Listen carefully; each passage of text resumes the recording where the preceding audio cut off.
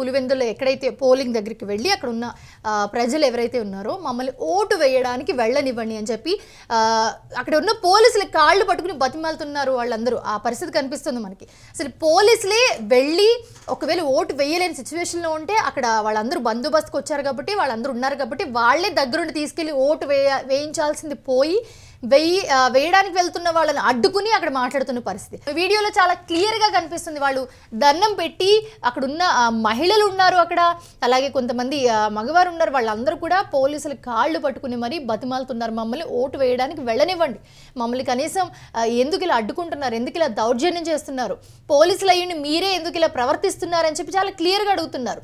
ఇదంతా అక్కడ ఉన్న ఒక వ్యక్తి రికార్డ్ చేశారు. అక్కడ ఉన్న పరిస్థితి అంతా, అక్కడ దగ్గరలో ఉన్న పోలింగ్ బూత్ దగ్గర పరిస్థితి అంతా రికార్డ్ చేసి